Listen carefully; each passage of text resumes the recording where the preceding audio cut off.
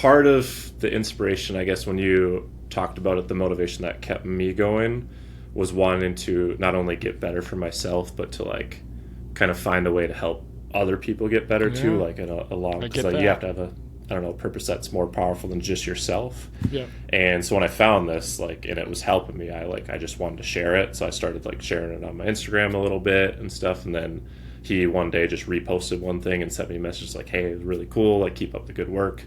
And then from there, like we just started chatting a little bit. And yeah, this is 2023. And then I'm like, you know what, like I really want to keep doing this. This is kind of like a dream to represent something that has helped me like get better. Yeah. So I talked to him and just made a proposal. Like we did a couple Google Meets, and yeah, then he decided to get on board with it. And yeah, it's what really allowed me to progress 2023, 2024.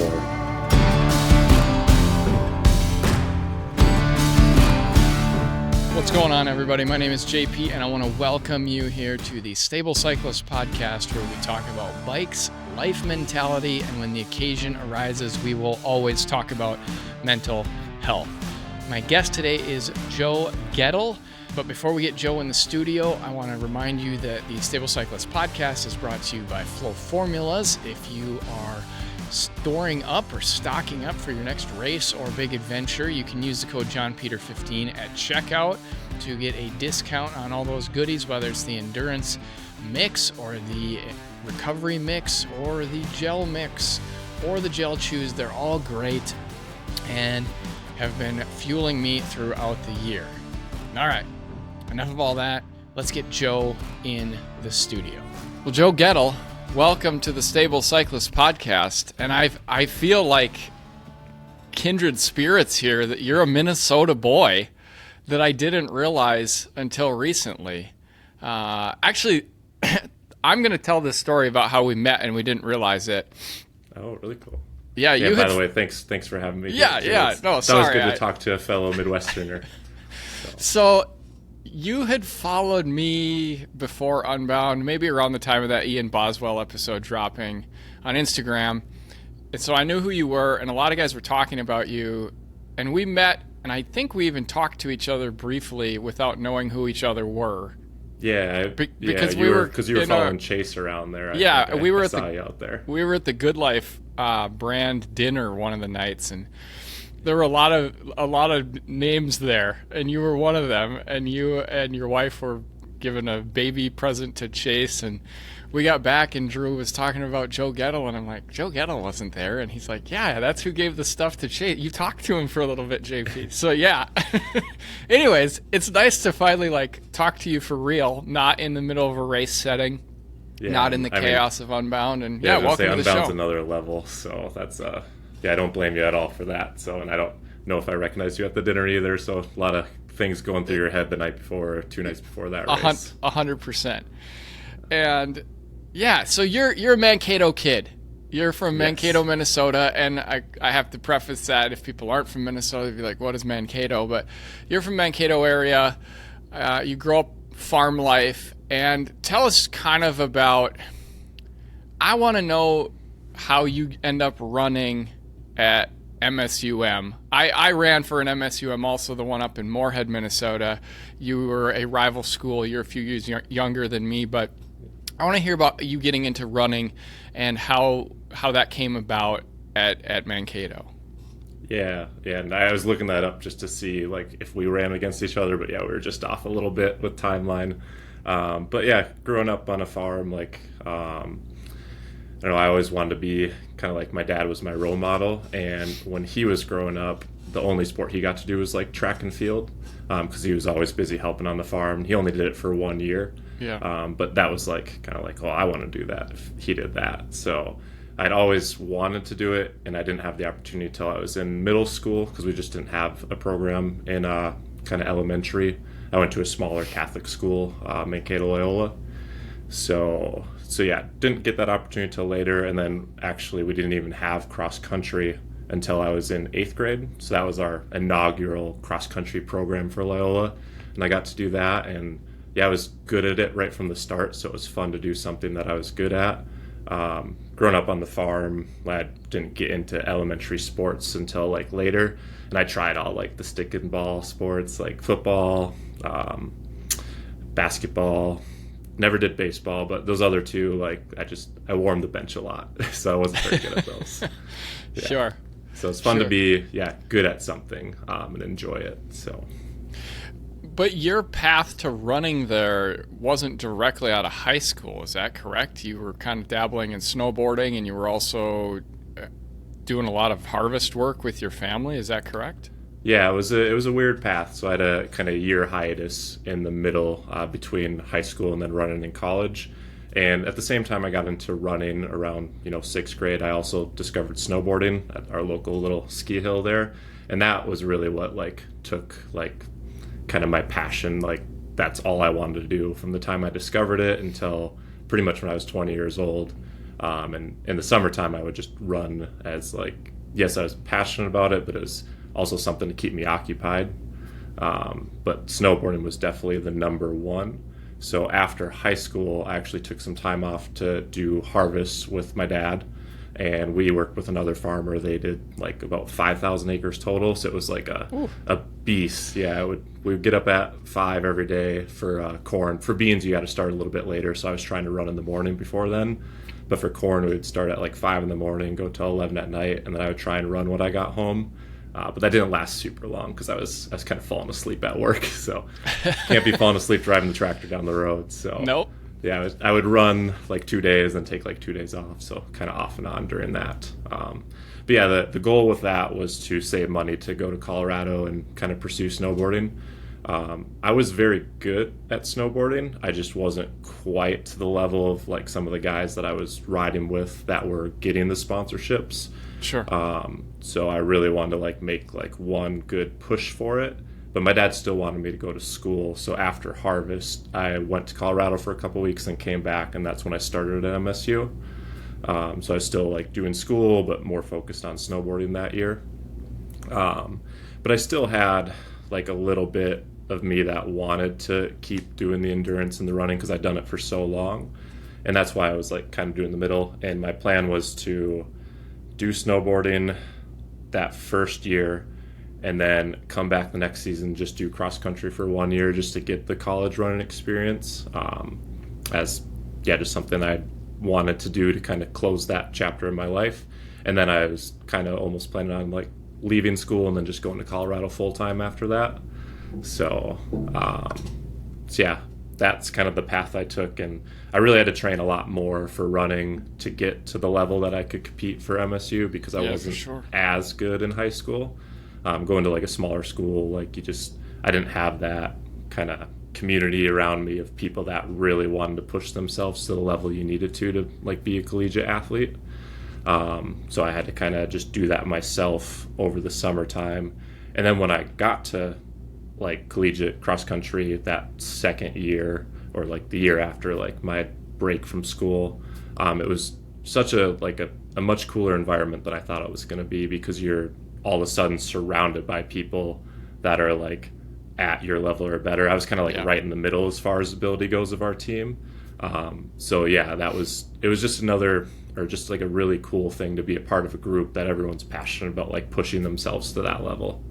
So yeah, I definitely liked it a lot more than I thought I was going to. And following that year, I went into snowboarding and still traveled, still competed, and absolutely loved that and wanted to do it. But I was still just like not quite good enough to get like the sponsorships I needed to like continue pursuing it.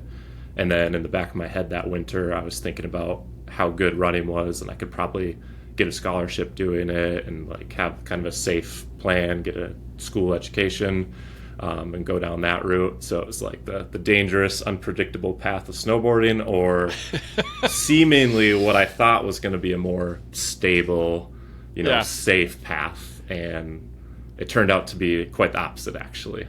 Yeah. So one question I've obviously in my research heard this story a couple of times, and one question I always want to know: you weren't running a ton, and all of a sudden you're running at a college level, and I believe you said you were in the top 7 enough to be in the mix at regionals, and those kind of things, which means you were you were really running a lot. What was that kind of ramp up like mileage wise from I'm not on the team at all to I'm on a college team running a lot at a very high-ish level?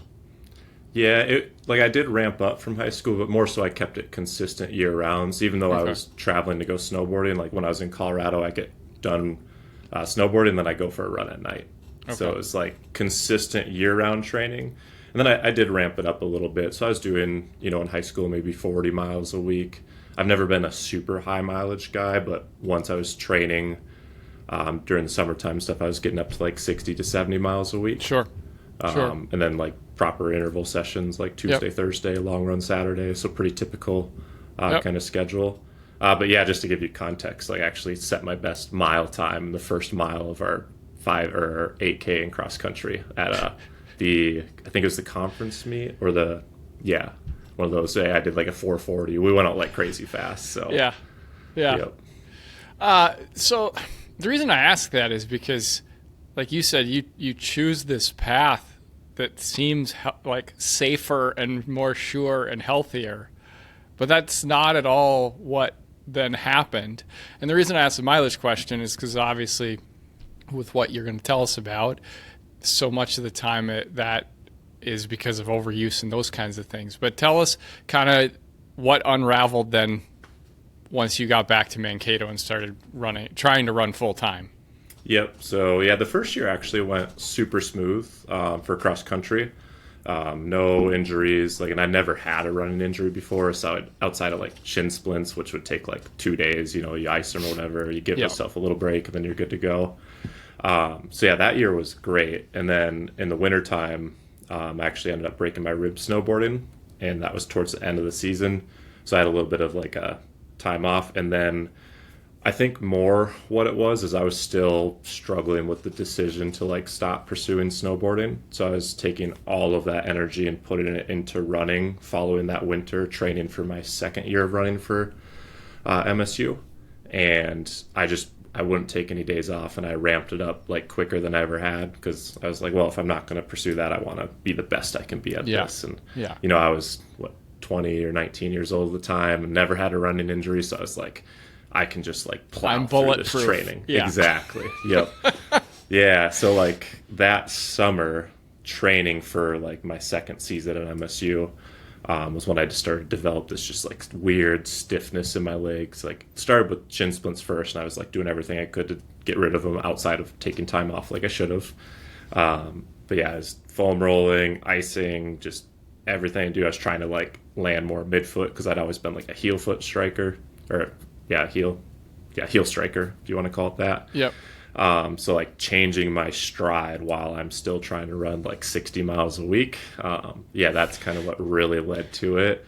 And then I'm like, okay, like I'll take some time off now. And I took a week off, and it just like the problems in my lower legs just got worse. And so that was like the first like really big spark of like, oh, this is really weird, because I'd never had anything that didn't get better with like a couple days off from running. So, and yeah, that kind of led to like, the more time I took off, the worse it started to feel. I was getting like super sharp pains in my lower legs and cramps in the middle of the night that would wake me up. Just this general, just nasty stiffness that was just always in my lower legs.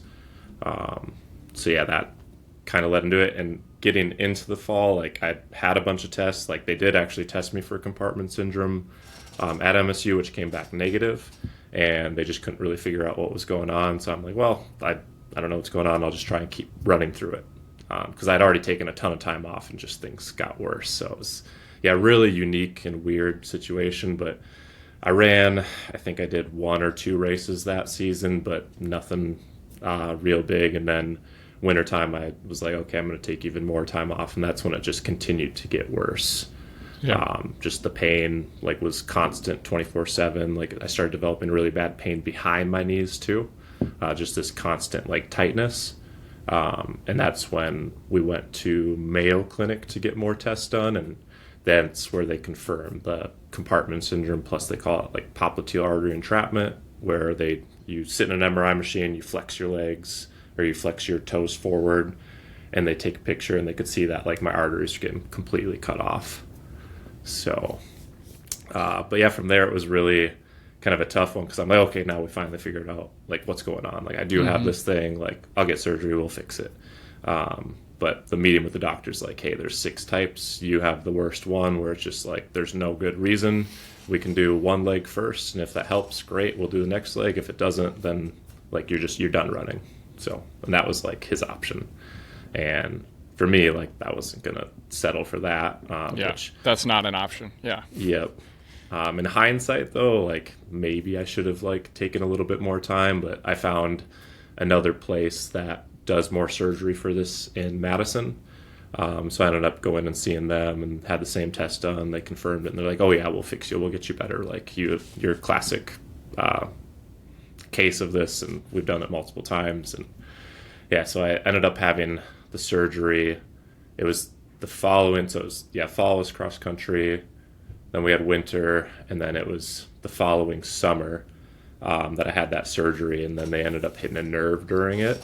And that led to the most pain I've ever experienced in my life for about 4 straight months. It was just pure agony.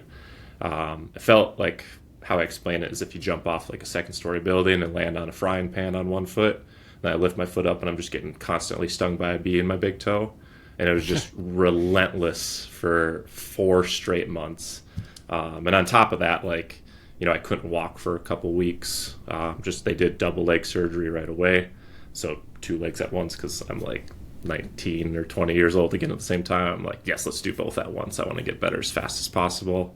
But that just makes healing so complicated because you don't have like a leg to bum around on. And, you're trying to like waddle somewhere and you step wrong and it's a sharp pain and it just sets you back a little bit. So, that was the toughest summer year of my life for sure, going through that.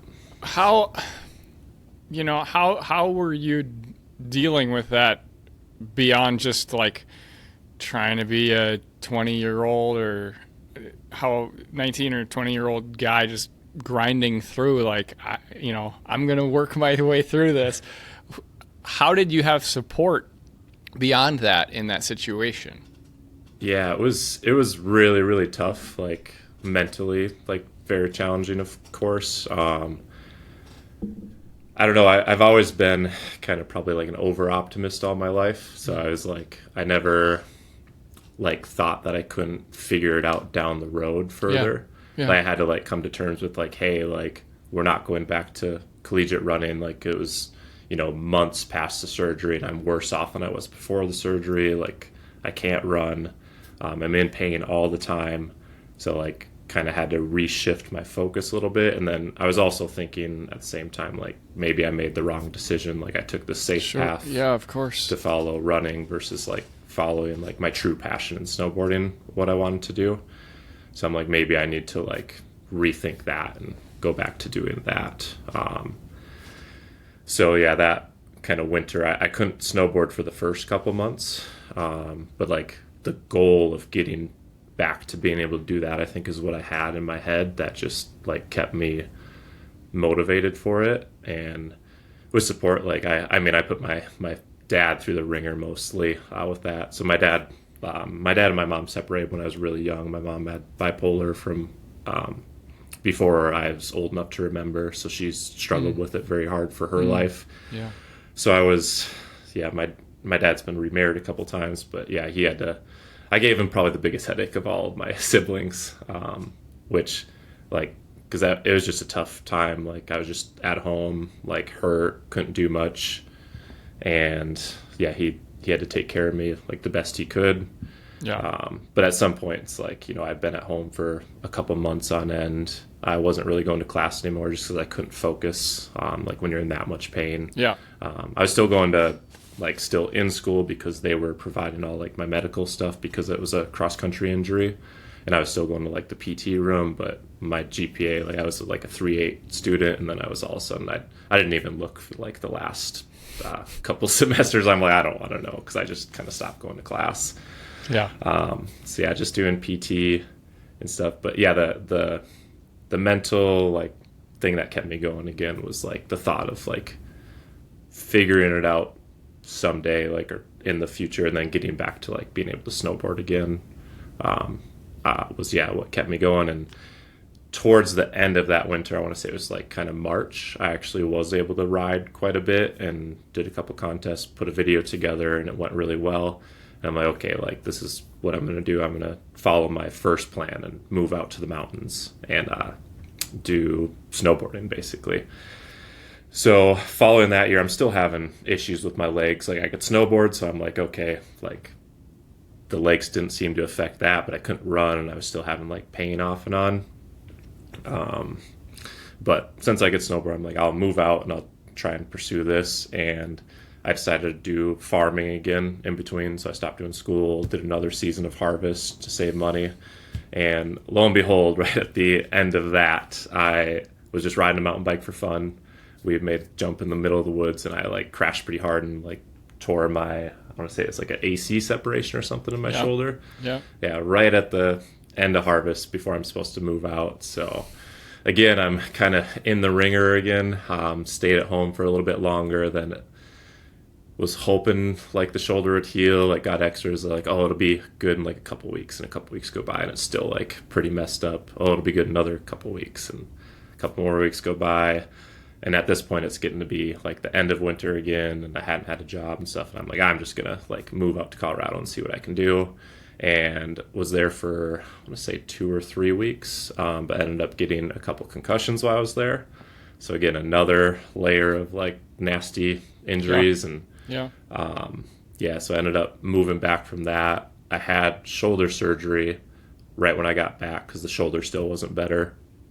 And after the shoulder surgery is when I kind of developed this just like haze. And I've been told like it was from the concussions I got.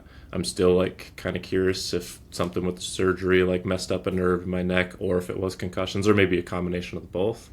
Well, I was going to say, I've heard your stories a couple times, and I'm like, it sounds like you got post-concussion syndrome bad. Yep. Like, yeah, and because what you're describing, I've lived. So. Yep, I think that was the main thing. I was just like, super hard to focus. Yeah.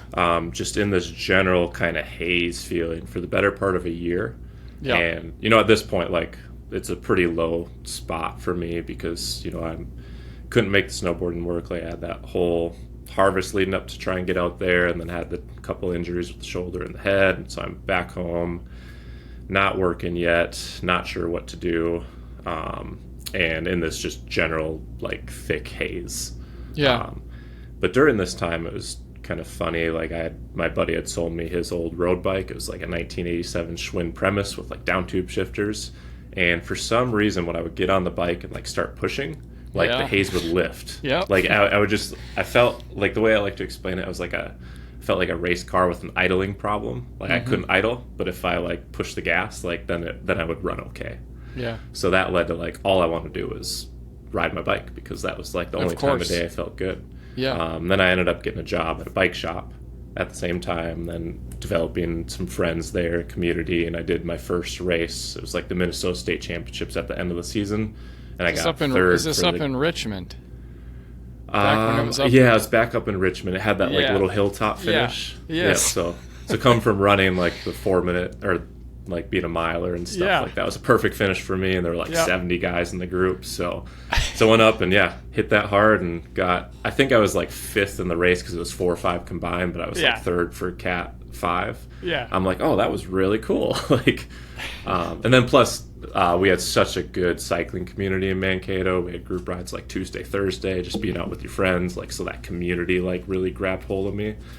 So that's kind of where I discovered cycling, and again, it was somewhere it was a way I could push myself because I couldn't run anymore. I could like hike a little bit, but if I ever tried to like run to like the level like I needed to like get a good effort out, like I would be just wrecked for a couple days with my lower legs. Where the bike, I could push myself hard again, like I did with running, but then still be okay and be able to do it, day in, day out.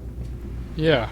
Real quick interruption here to remind you that the Stable Cyclist podcast is sponsored by Works Cycling Services. They are also my title sponsor this year as I race and I do the things that I do. But Works Cycling Services, while yes, sponsoring riders, yes, providing amazing coaching, is probably best known for their race directing and their race services they put on. They host 4 of the best grassroots races that you will find in Minnesota, but also in the Midwest. They hosted Granny's Gravel Grinder this spring. And if you want to learn more about my experience there, you can dig through my back catalog and the vlog series Bootleg Miles to see how that went for me. They just hosted last weekend the Hot Dish, which is going to be some of the most beautiful racing you've ever experienced, and it was the most beautiful racing I have experienced. That is down in the Driftless region near Winona and features the biggest climbs you will find in the state of Minnesota. Again, you can dive into my experience at the Hot Dish on the Bootleg Miles in my back catalog on YouTube. Coming up later in August, the same day as the Mattahay 100, so I will not be there this year, is the Day Across Minnesota, the Dam. And that is the epic ultra endurance race in the series, and one that everyone who completes it says is a life-changing experience as you race from the South Dakota border to the Wisconsin border. Finally, the last race in the series is the Filthy 50. Again, it's down in that Lanesboro southeastern corner of the state. For those of you familiar with the Almanzo 100, one of the OG gravel races in the United States of America, it is kind of down in those roads. So if you are planning your calendar for later this year, or even you are starting to think about your calendar for next year, I can't recommend enough that you go to Works Cycling Services and look up all the information on these races. And I can tell you, having done 2 out of the 2 so far this year, it has been an amazing grassroots experience with really, really low registration fees. You're going to have an amazing time. Head over to workscyclingservices.com and start planning your journey to Minnesota today. You come back from Colorado, you've had these concussion issues, you have this shoulder, like everything's falling apart on you. Mm-hmm. Yeah. It's at some point, are you just sitting there being like, looking at your dad, thinking to yourself, am I supposed to just be farm boy? Like, is that what I'm supposed to go do? Like, I'm just so curious when I've heard this story, where beyond like, oh, somebody has a bike for me to ride and I feel better, like the interim there, what was the thought process of like, I have no idea what's next? Yeah, well, there's a little bit of complication with the farm stuff. So my dad had worked for a guy that had 5,000 acres, so they kind of farmed together, but they had a big falling out. So my dad was on his own, and he did not have like enough land to like hire me on full time. So I'd actually continued. So that's out. Yep, so that's out, and I continued to work for the other farmer because like that was like my job for the last like 5 years. I'd worked for him since I was like had a driver's license and could haul chemicals down the road. Even before then, I mowed lawn for him too. So like, I get it. This is rural America, man. Yep. So then I actually like found a job with another farm too, which was like, it was good, but it just wasn't like quite the fulfilling path that I wanted to take for me personally. I just had this drive to do these endurance sports or like something like that. So and that's where like I'm like, well, I'll try a bike shop for a little bit since the farming is kind of out. And I still like help my dad out here and there and like haul corn beans at just like part time. Yeah. Because he couldn't hire me full time, but that's where it led to me like needing a different job. So gotcha.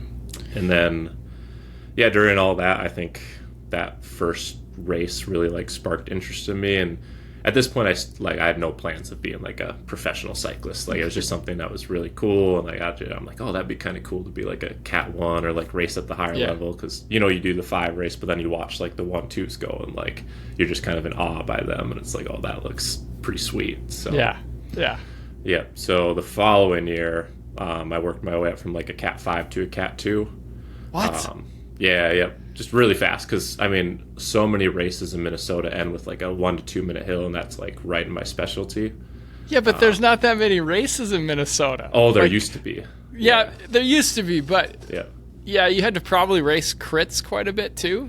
I didn't race a crit till I was like a Cat 3 or Yeah, Boy, yeah, just road race. Then, Like then they you had were the really finding all the road races. they had the flyover series still Ah. going on. So I would go to, like, there was Illinois races, there was Wisconsin, there was Minnesota. So I traveled a bit, and I worked every other weekend. So basically I'd work one weekend, then I'd race like the other weekend. And there was enough races where I could kind of find them to make them work. Well, and you were a little closer to the action being in Mankato than where I am up here. So yeah, that makes more sense. Every time I hear you say like 5-2 in a year, I'm like, what?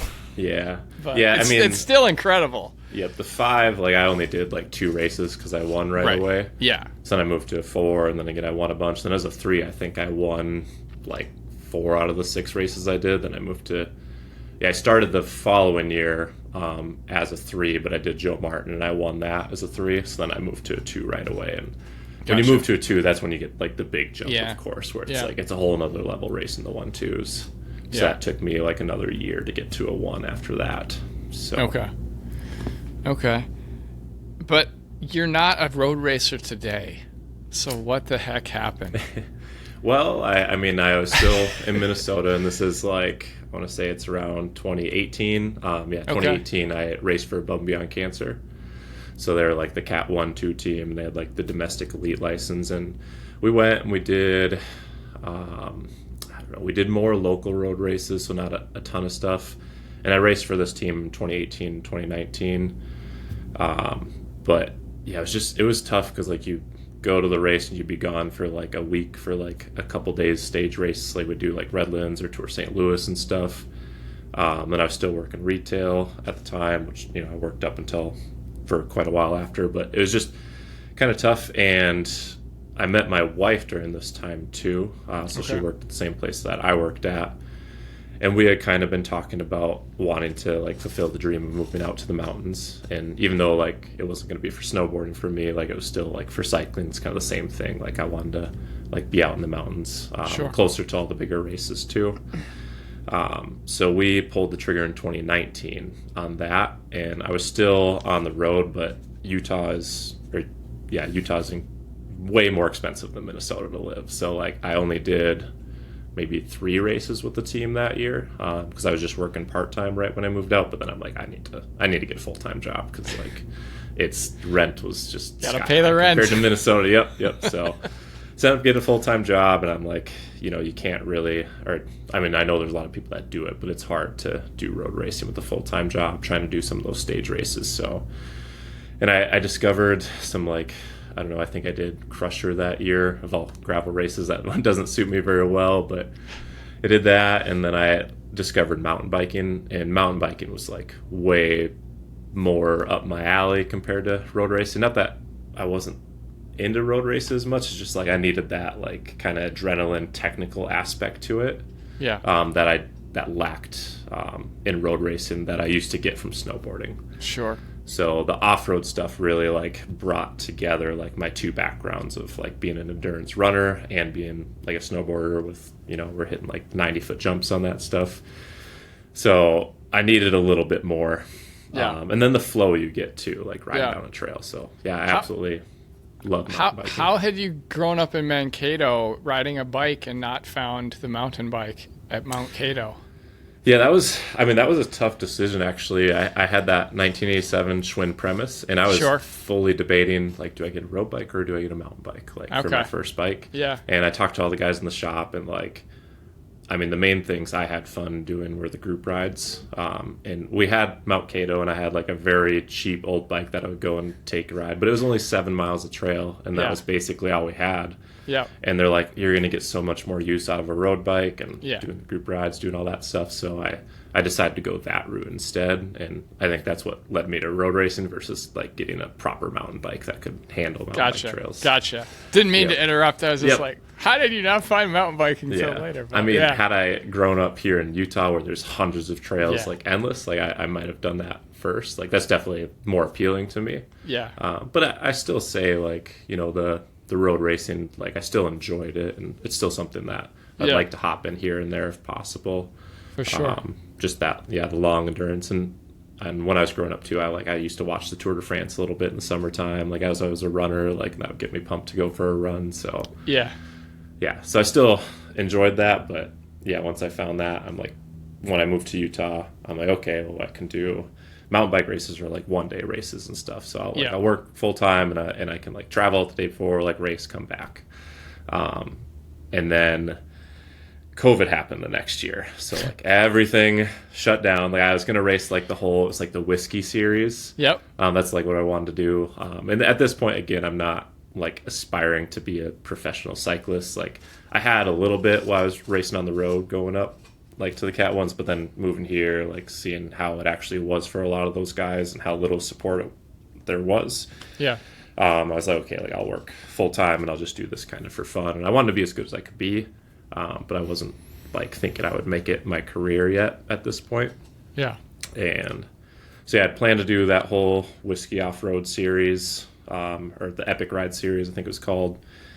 And yeah, COVID happened, so that got shut down. And lo and behold, the only big race that I know of that happened that year was BWR Cedar City. Yep. So that happened in October. And I want to say there were like 600 people showed up. Like Keegan was there, Dylan Johnson. Every pro came because it was the only race. Yeah, all the guys were there. And yeah, I did that one and I got 9th at that one. So I was like, kind of like sparked the interest. I'm like, well, there's all these big names here. Like I didn't quite make the lead group. Like I was with them up until mile 40 or something like that. And then I rode with one other guy solo the rest of the time. And yeah, just... I don't know, the way the race was, I'm like, this is like what I'm built for, because it has the technical aspect. There's a little bit of mountain bike trails, like a little bit off-road, but then it combines that with road tactics and skill. And then it's just this one big mass event start. Yeah, it's just a really cool event and really enjoyed it. And then again, it was like a 1 day thing. So I'm like, I could still do this like while I'm working full time. So yeah, that's kind of what sparked the interest to go after gravel. And that's how much were you training at that time, or were you like a lot of people and like there was COVID going on, so we just rode a ton because that was all there was time to do?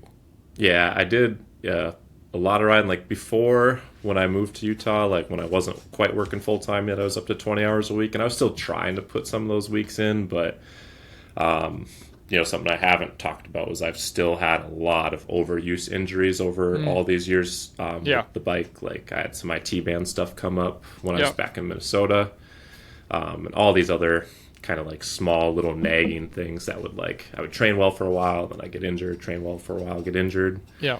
And I found an amazing lady in Minnesota that she did like acupuncture and deep tissue massage, and her needles were like 4 inches long that she would use, just thread them through the hamstring.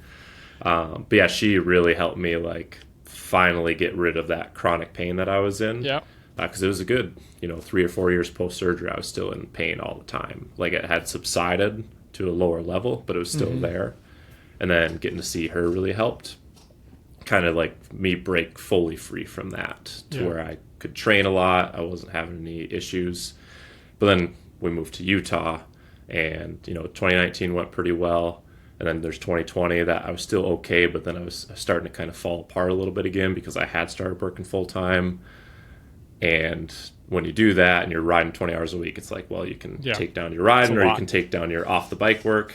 And then, my job, I was on my feet for the whole 40 hours when I was doing work, or most of those 40 hours. So yeah, that's where I started to kind of like get some more injury issues coming in again. Mainly my IT band was like a big problem. And it was just that pain that was all the time. And I found some good people out here, no one quite to the level that my lady in Minnesota was at. But I have had some people find the help. But it was also at this time, I want to say, I did that Cedar City.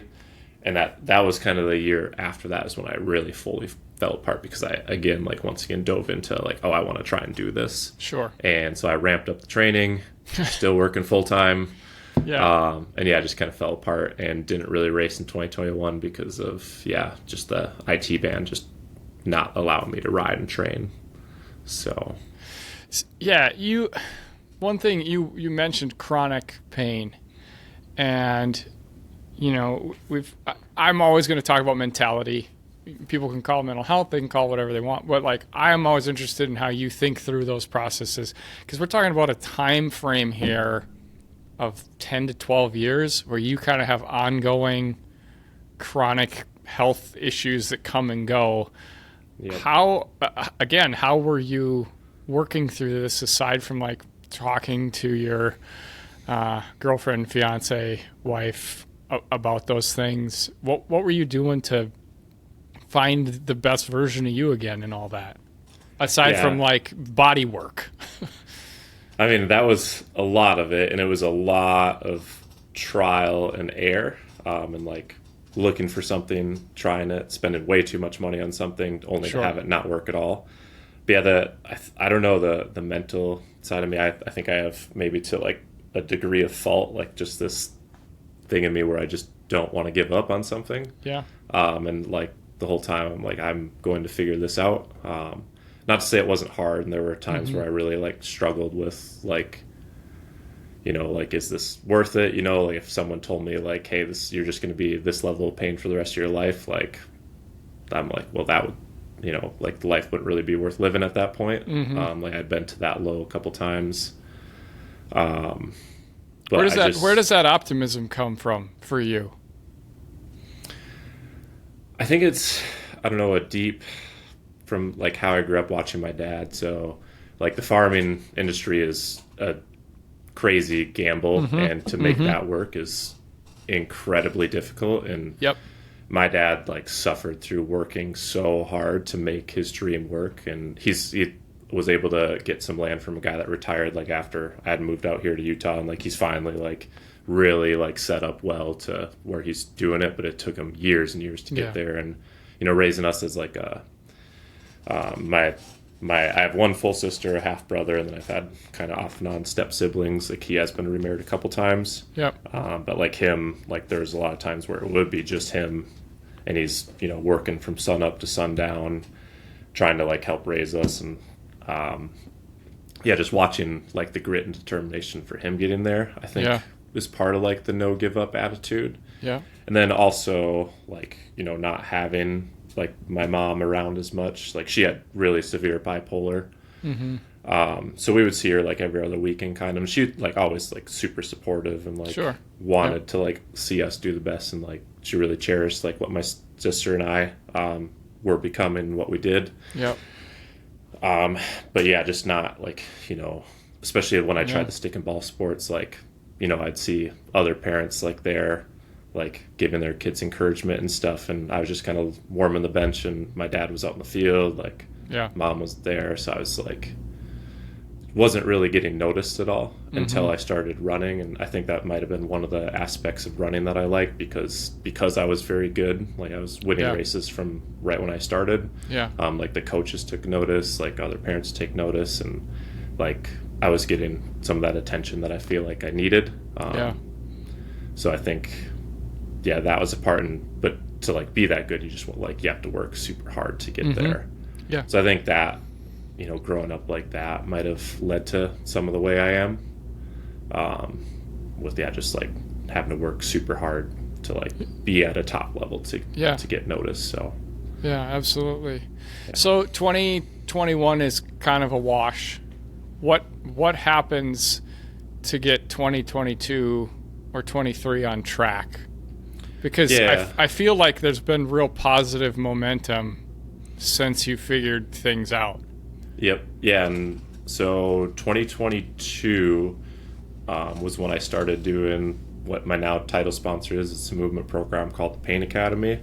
Because again, like my thinking was like I kept trying to find people that could help me. Like the lady in Minnesota had helped me get to pain free, but I just couldn't find anyone like that was to her level at helping me. And like I was like, well, like I need to figure out how to help myself, basically. So I tried a whole bunch of other things, spent way too much money. Like, you know, God bless my wife for staying by my side this whole time. Because I don't want to say it's a waste of money. And I want to acknowledge that, like, you know, what works for some people doesn't work for others. So maybe some of the things I tried like really did help other people. But some of the things that I spent a crazy ton of money, I just saw no benefit towards. And then, you know, I heard the creator of Pain Academy, his name is Vinny, and he had broken his back surfing and kind of had a similar story. of like going through chronic pain for years until he found a certain type of like therapy that could like help him, and it was all you do it yourself. So I'm like, okay, it wasn't cheap, but it was something else I wanted to try. I was just getting that optimistic. I'm gonna keep trying stuff till I figure out how to like get healed. And so I did that, and it's a day-to-day program. Like you do it every day, 20 minutes to an hour. And I didn't see success right away. It took like a good solid couple months. But after a couple months, I started noticing like less and less pain on the bike, more and more consistency, like riding, and then finally being able to like train consistent to be able to build up to where I could build that momentum and start getting better results and more consistency. So that kind of led into 2022, the end of that season, I returned to BWR and got another 9th place there, BWR Utah, that is. Sure. So that's where like, okay, like I'm kind of back in this, like I can do this again. And then 2023 is really the year we took off, like, still struggling. I think I was still working full-time at this point, but we did like BW Arizona, California, Utah, Nationals, and I was also making videos at the same time. And our YouTube started really gaining traction there.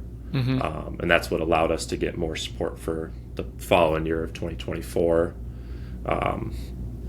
where I did kind of that same round of races, just steadily building up the results a little bit by little bit, and still growing our channel at the same time for our YouTube videos. And that's allowed me to, or I say us when I talk about my wife and I, because it's such a team effort to do what we do. Yeah. But it's allowed us to like finally get to the level where I don't have to work like my retail job anymore. So and I wouldn't say I'm like full-time pro, because I like the YouTube is a big part of it, and that is it's a full-time job in itself. And then I now do coaching on the side as well to kind of make ends meet all the way around. Sure. But getting to do those three, like, and not having to be held to like a other work schedule is really allowing me to like reach another level this year even. So let's go back to Pain Academy a second. They are your title sponsor, is that correct? Yep. I want to know at what point it goes from you watching them on YouTube or wherever you were watching them to having a relationship to, we're going to be your title sponsor. I want to hear that arc and what that looks like. I mean, like, part of the inspiration, I guess, when you talked about it, the motivation that kept me going was wanting to not only get better for myself, but to like kind of find a way to help other people get better too, like along, because like you have to have a purpose that's more powerful than just yourself. And so when I found this, like, and it was helping me, I just wanted to share it. So I started like sharing it on my Instagram a little bit and stuff, and then he one day just reposted one thing and sent me a message like, hey, it was really cool, like, keep up the good work. And then from there, like, we just started chatting a little bit. And this is 2023. And then I'm like, you know what? Like, I really want to keep doing this. This is kind of like a dream to represent something that has helped me like get better. So I talked to him and just made a proposal. Like, we did a couple Google Meets, and then he decided to get on board with it. And it's what really allowed me to progress 2023, 2024, or 2024 is when he came on board for that, to progress to where I am today. So it's just it's a small thing. It was very like organic, because I was just sharing it out of like wanting to help others.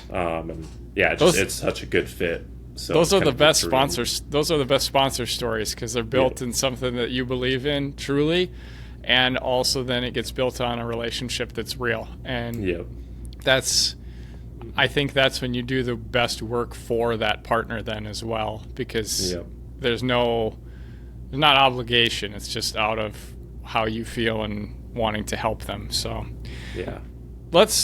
you mentioned the YouTube channel and Goettl Media, and I want to hear the arc of that story too, because I'm guessing there's some moment in there when you realize like Goettl Media LLC probably needs to become a thing if it wasn't already, and then just what that all entails, because obviously like I do this. You met me because I do like my LLC, my film company does stuff with Chase. So I want to hear kind of your arc with that and then how that looks today on a regular basis. Yeah, I mean, it starts way back in like in high school, basically, because for snowboarding, what you do is like you try and film everything you do, and then you send it off at the end of the year to like show sponsors and stuff. And that's very much like you're riding, you're progressing, you're filming what you're doing. That's your pitch deck. Yep. So that's how I got started at all and learned to edit. And like when I wasn't snowboarding, I was at home watching snowboarding videos. That's kind of like, if you watch my videos now, you'll see I take a lot of inspiration from snowboard movies. Okay. Which is the way I make it flow with the music and all that. Yeah. And then I've always had like a creative need to myself too. So when I stopped snowboarding, I'm like, well, like what do I do now? Because I've grown this YouTube up, and a little bit of a story how we like kind of our channel expanded originally is I bought a DSLR, like my first nice camera. It was like a Canon T3i way back. This is like actually the same time that my leg injury was going on, so it was like gave me something to do. Yeah. And I had this Raptor 700 four-wheeler, and my brother was hanging out with summer. I'm like, hey, let's go film this to like get used to using the camera and like just so I could practice and something to do in the summertime, like especially while I was gonna have the surgery and stuff. So we filmed a couple videos like before I had surgery, because I could ride a four-wheeler, like you don't need your legs as much to do that. You squat, but you're not doing the motion. The first video we made got like, I don't know, it was a couple weeks in, all of a sudden one day it got 5,000 views, and then it just like skyrocketed from there, and it's at like over 4 million now. Oh wow. And then we have another one I made, like the sequel to that, and that one has 5 million now. So yeah, like it's just because if at the time you looked and like all ATV content was like cell phone or GoPro footage. Like I had this nice cinematic camera. I knew what I was doing with editing. So it just, and I had the most popular sport quad in the world. So it was #1 sport quad searched on YouTube. So it was all these three things that just came together. Yeah, perfect storm. Yep. So, I just had fun making those with the music and stuff. So that like helped grow our channel. Then when, I moved to Utah and I started cycling, and like I couldn't bring the four-wheeler out. So I'm like, how do I keep fulfilling this creative need? And I'd done a few races with ABC, like with the handlebar mount, but it just doesn't show like the true intensity of what's going on inside the race. Yeah, and I'd seen like mountain bike videos with the chest cam. I'm like, what if I try that on gravel, like cycling or like my road bike? Yeah. And I'd never seen anyone do it before, but I'm like, I think I could make it work.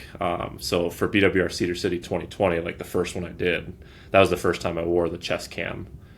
For like a gravel race. I'd done it for one small mountain bike race before, but I did that. So on top of getting that 9th place there, we put the video out and I got 12,000 views, which for like cycling at the time was like pretty good. Cause it's a lot.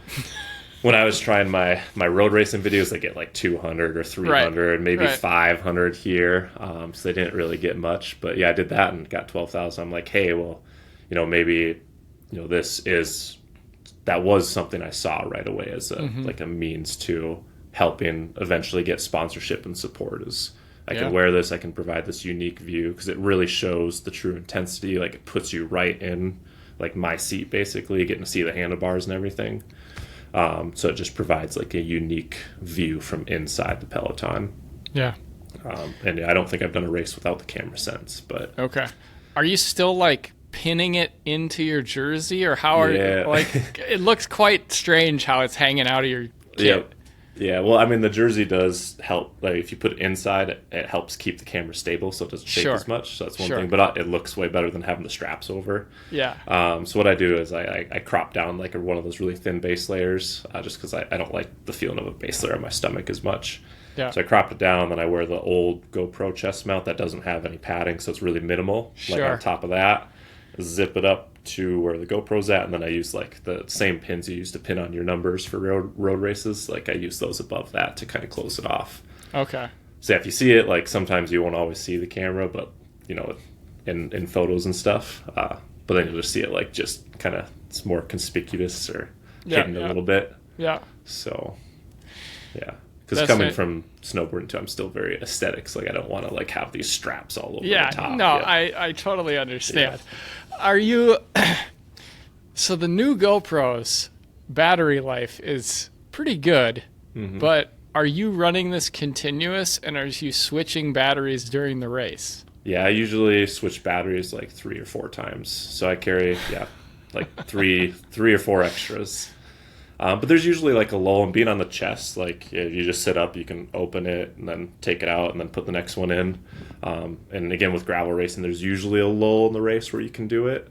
I've only had a few times where like I'm doing it and all of a sudden someone attacks. I'm like, oh, I gotta get this in and going. But it only takes me, I don't know, like 20 seconds to do or something like that. So okay. But originally, like for Cedar City, I was just turning it on and off. Okay. But then it's like, oh, you only have 2 hours of battery life. Like, when do I turn the camera on? When do I turn it off? So it's actually easier having more batteries, and I'll have to do a switch it, and then I can run it for like, an hour and a half or 2 hours, then swap it out for the next section.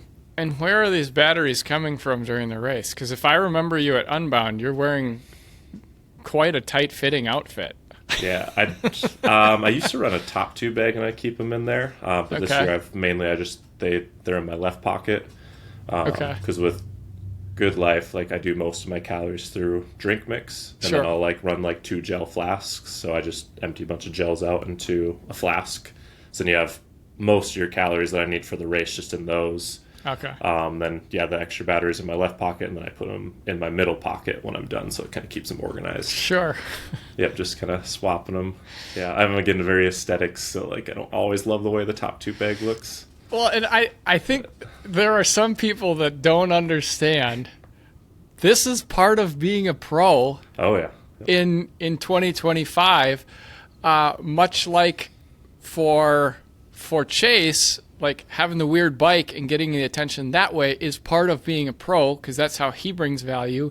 You're bringing a ton of value through, I'm a good bike racer, but I'm also going to put this content out that gets a lot of eyes on what we're doing. And that means that maybe your skin suit isn't perfectly tight and zipped and you got a GoPro hanging out the front, because that's what you need to do. And I think that's what's beautiful about what pro gravel looks like today. There's a lot of different ways to be successful at what you're doing and bring value to those brands that you're talking about.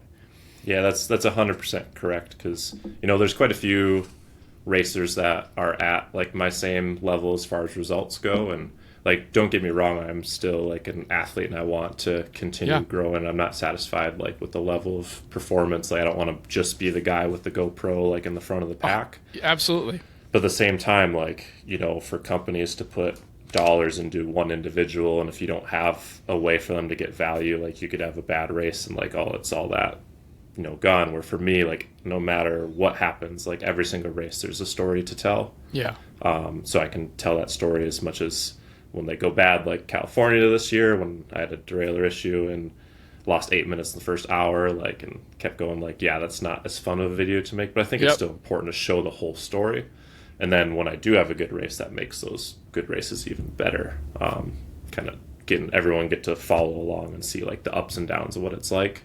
Yeah. And then again, bring in value to like your partners through the video space. So, but absolutely. it's definitely, I know you know this, but it's a beast. Like the editing is like the hardest part, the most time consuming. Absolutely. Especially when because I just did the chest camera for a few years, but we knew like, you really need to like get your personality out there. People need to see you on camera and stuff too. So we decided to do the vlog before and after with the DSLR, which that's truly like the race recaps that I do, or like that's my passion. I love creating like inspiring kind of documentary style films out of each race, to like something that someone could sit down and watch and be really amped up to like go hit their own training or go after their own race goals, or just get inspired to ride. That's what I like the most, and I do believe like per view it brings the most value to your partners, but it is 100% the most work per video. So And have you brought the drone into things yet? I do have a drone now. Like very much thank you to my host from California, actually gave me one, which is really cool. But I haven't had a chance to open it up yet. So gotcha. I just, it's it's hard. I'm still trying to find balance because I have more stuff to do, like as far as editing goes, like where I could just, work all the time. And I have done this where, you have kind of like, I call it like my 4 pillars. Like I have my training, which is on the bike stuff, which honestly for me is like my break for the day, like going out and riding. And then coaching is 100% a priority because I have, like, all my athletes are like, paying for me to schedule their lives, and like I don't take that very lightly at all. So that usually it's my number one priority. Like every morning I work on coaching first and get that done, to make sure that is set.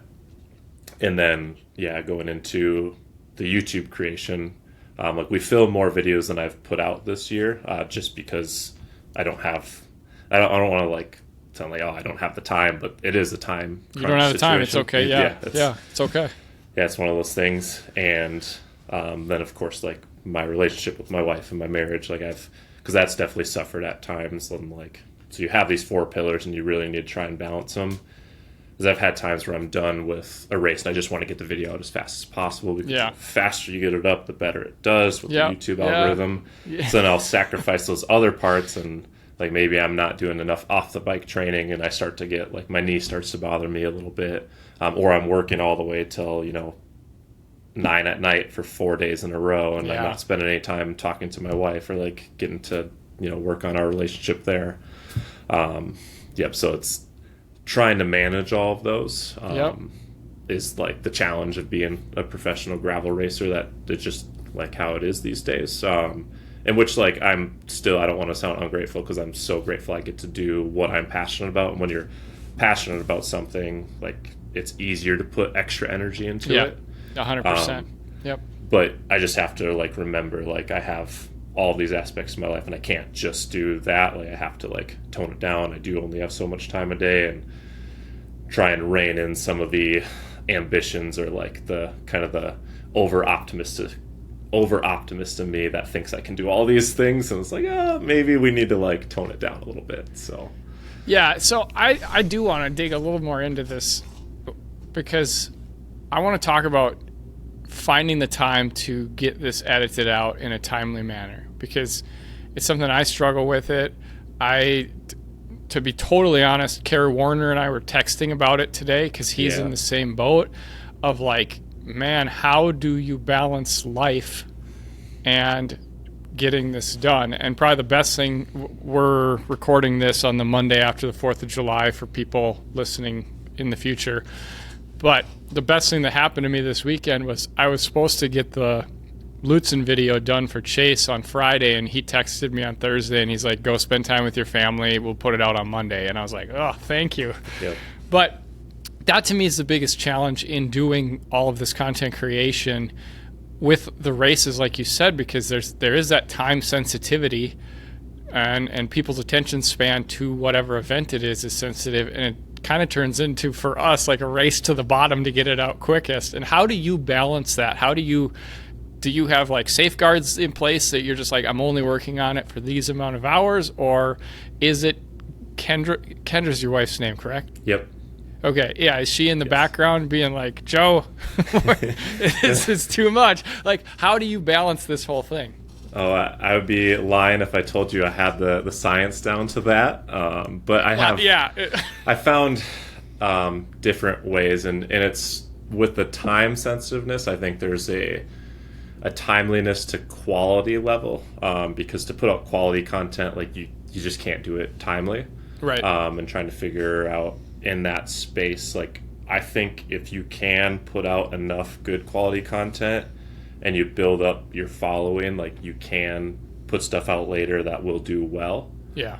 As long as it's good quality. Like I think that's gonna continue to go. Like you see this with like VC Adventures, for instance. Like he'll put out a video like months later and it gets 100,000 views or 200 or 500 or whatever. Because he's built up his following to know, like, hey, this video's up, it's worth my time to go watch this. Versus there's a lot of content out right now that people like will just throw up, and it's just like, I wish they would have spent like an extra day editing it. It's like, I'm sure you see that all the time. 100%. Yep. So it's because it is that battle, because then it kind of creates this flood of content, and then you're like searching, oh, like, is that one worth my time? Is this one worth my time to watch? Yeah. But like still finding a way to like put something up that is okay enough quality to where like it is worth the time. Yeah. So that's where I've done like the raw highlights videos for YouTube, which Sure. people absolutely love, and they take me maybe like 6 hours, 8 hours to edit, depending on what I do. And so people love that. Where I'm struggling with that now is like, since I started doing those, are like true race recaps. Like the views have gone down on those. And I think it's because they've already seen like the one, then they see another video from the same race. It's like, oh, I've already seen that. Sure. So that is the challenge. So like right now we just raced BWR Montana, and I decided not to do a raw highlights because I'm putting my energy into the race recap video just to see if that helps. So we're still trial and error on all this stuff. But for me, it's about, sticking to what like my passion is, and like what I truly feel like creating good quality content in the space, like to really something that people can sit down and feel inspired to and like help grow the sport. And that's like what I'm most passionate about. So I want to continue to do that and just hope that the YouTube algorithm maybe changes, because I'm sure you noticed this. Like it's not subscriber follower views anymore. It's all about what's on the homepage. Yeah. Which has made it more difficult. Most of the views come from the TV, is what I've found, and they finally did separate out shorts from long form on the TV, which is really nice. Yeah. So you can actually go to your subscriptions feed and see videos, because and my wife maybe gives me a hard time for this, maybe because I'm too old, but YouTube Shorts, I don't like them. No, I feel like they're not the right platform for that. I'm like, that's Instagram. Like, don't be Instagram. Exactly. And it just flooded. So when you go to your subscription feed, it's like there's like 10 shorts for every one long form video. And when I go to watch YouTube, it's like I don't go there to watch, like to scroll. Like I go there to like watch good quality content. Is like, that's me personally, I guess, but I feel like other people as well. So hopefully that change will help a little bit. But yeah, like navigating the YouTube algorithm is a difficult one. Yeah, it is completely like firing a shotgun into the night sky and hoping you hit something. Yeah. But yeah, 100% to all that. I think it's quality over quantity, and you still have to, even if the subscriber base isn't necessarily where your views are coming from, you still have to build loyalty. And I think the best way you build loyalty is through good storytelling. Mm-hmm. And that's what gets people coming back. And so, and I know from watching your stuff, you're doing that with your race recaps. So it's really cool stuff, man.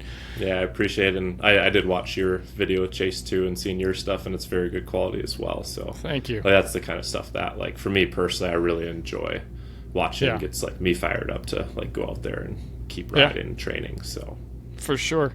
All right, that was a lot of serious questions, Joe. It's time for some fun here. Let's say you come back to Minnesota and you and I go on a long gravel ride. We'll probably bring with Chase Wark and Jen Reinhardt too, because why not? Oh, yes. Get the whole gang together. But at some point on this ride, we're going to run out of supplies, and we're going to need to go to a gas station to resupply.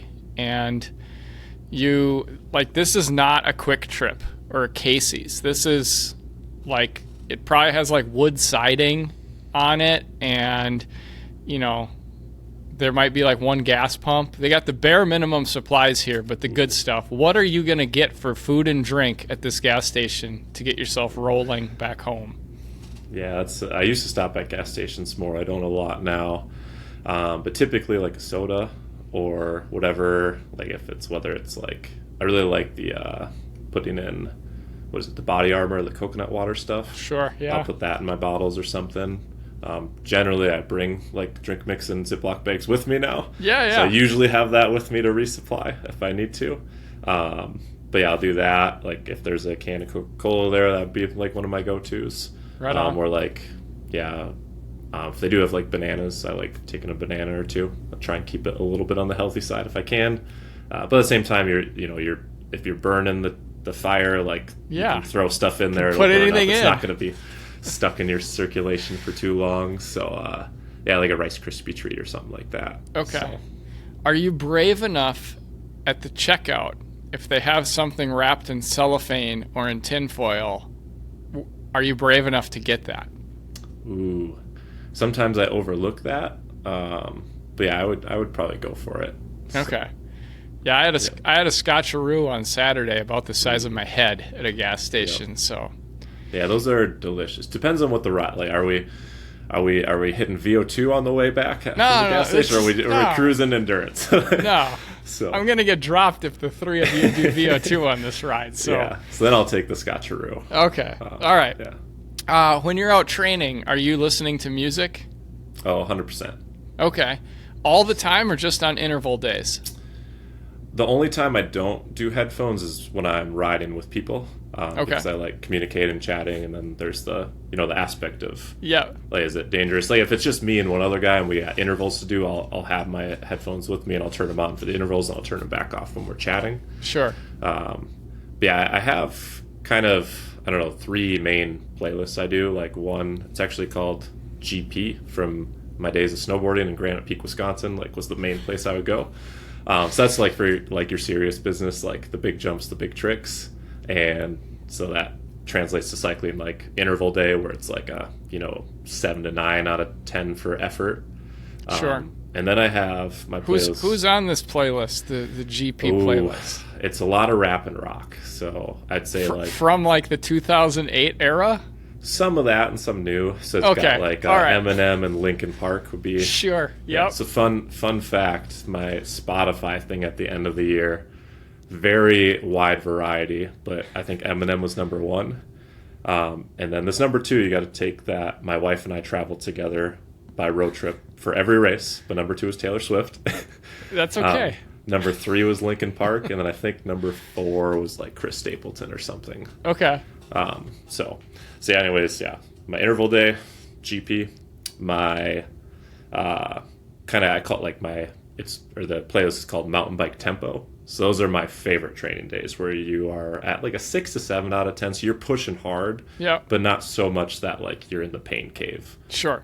And that's, again, some rap, rock, electronic music, indie rock maybe, but more like upbeat, not quite so like to the well kind of music.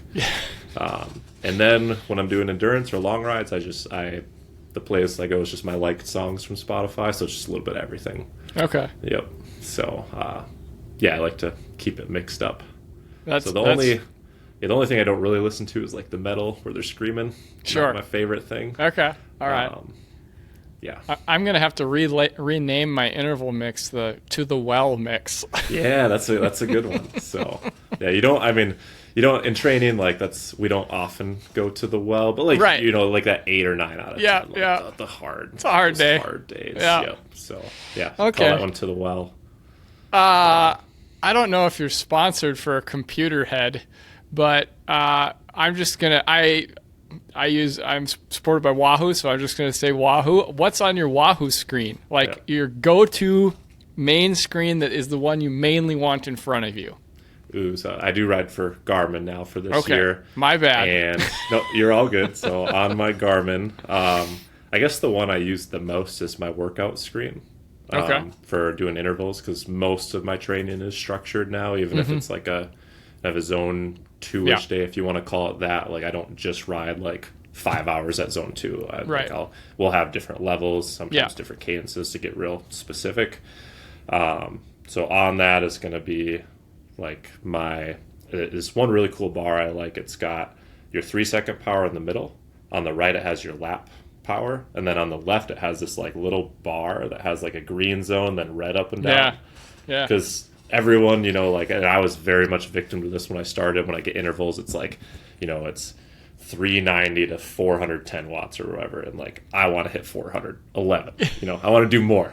And then you do these hero workouts, and then you can't do the work the next day. So like I love that because it keeps you in the green. Like you're in the red if you're above. So you and that's what we really focus on training, like as a coach too. I try and get across to athletes, like you want to be training the zone we're working on. We don't want to be above or below it as much as possible. So you don't want to try and beat the interval. You want to do the interval correctly. So I really like that little bar. Then below it I'll have like the cadence if we're doing cadence work and stuff. So I just typically watch power and cadence. It's kind of funny, like when I got started, everyone's like, "Oh, what was your average speed?" Or, "Oh, how far did you ride today?" I'm like, I don't know how far I rode. No idea. I'm like, I rode for 4 hours and Yeah. did my work. I'm like, yeah, let me check. I'm not sure. So, but I think as you get more and more like, further along and you're focused on races and like, that's like, we're working towards that. I'm not, I guess the average speed thing, especially when I moved to Utah, kind of went out the window because you're climbing. So that just goes down. Well, it's so day dependent. Like, what are we doing today? And your speed and your distance might be out the window. So, but all right. You mentioned Kendra before. This is a new question that I have realized could be relevant to everyone. But say that you have a free time together.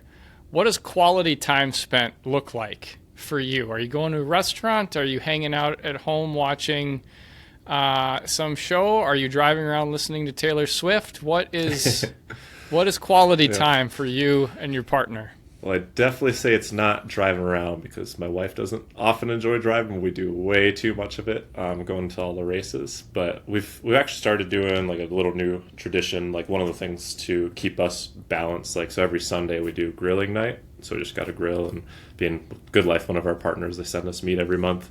But yeah, Sunday night grilling, we're in the garage because we can't keep our grill in our patio, but we open it up, put that out, and then we just turn on music, and then we're just like sitting there chatting about the week and stuff, and like not having screens in front of us. That's one of my new like favorite things we do together. Yeah, I was doing that. Then if it's the winter time though, it's still got to be snowboarding. Okay. I don't ride like I used to, but yeah, getting to go like ride with my wife, and it, snowboarding's not an easy thing to learn. And again, God bless my wife Kendra for sticking with me on that, because I luckily learned from trying to teach my sister and taking her to a hill that was way too hard and then having her have a terrible experience. Like, I'm like, okay, learn my lesson. Like, we'll work her up to like easier hills to better, but now she can get down whatever, like double blacks just fine, no problem. Also getting up and like getting to enjoy a day in the mountains, even though we don't do it as much anymore, like once or twice a month now in the winter. Yeah. That's one of my favorite things to do. And then she's actually been really enjoying like road riding more. Okay. She's more of a runner herself, so she's training for like a 50-mile race right now. So she does a lot of that, and I still can't really run with her at all. But she's been doing a lot more cycling for training and just enjoying it more and more. So getting out to go out for rides with her, kind of they're my easy days, but she drops me every time now. So she's gotten faster too. She has to wait for me at the top of the hills.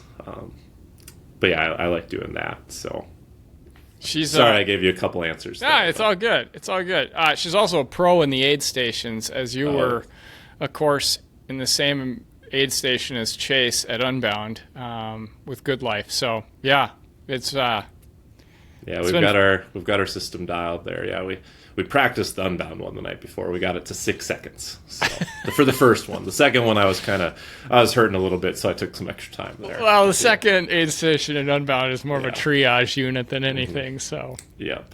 All right. Yeah. Harry Potter or Lord of the Rings? Ooh, growing up, that was like one of my like family traditions we used to do, like with my dad, my sister, my brother, and I would go to like see the new Harry Potter movies, like when they're coming out. Yeah.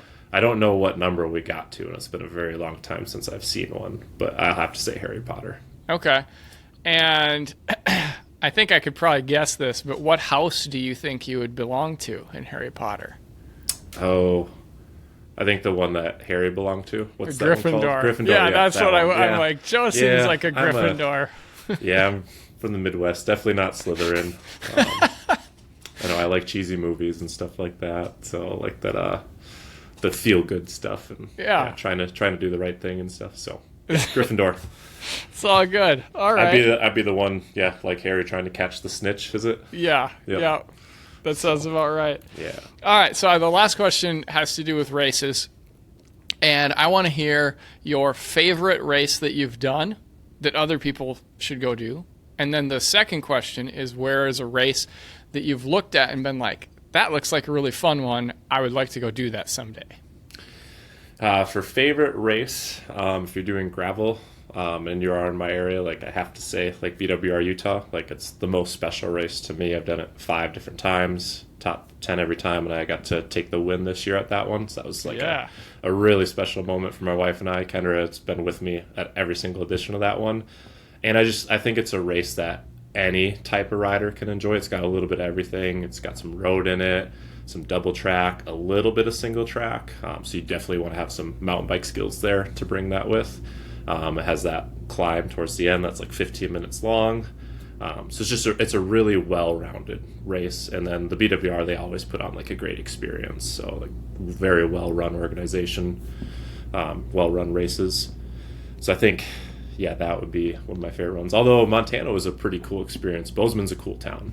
So if you're trying to like go with your family and make a trip out of something and stay a little later, do Bozeman and then go to the hot springs after the race. That's what we did this year, and it was pretty sweet. So we have some friends that live up there, and they gave us the local insight to do that.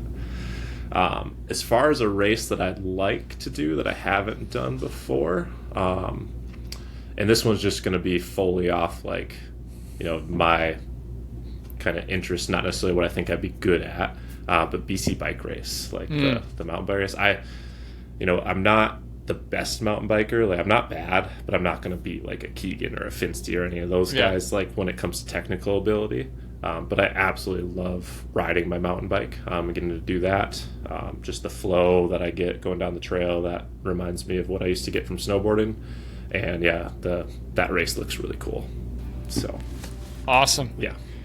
Well, Joe, thanks for hanging out today and for sharing your story and being vulnerable and dealing with my long questions and everything.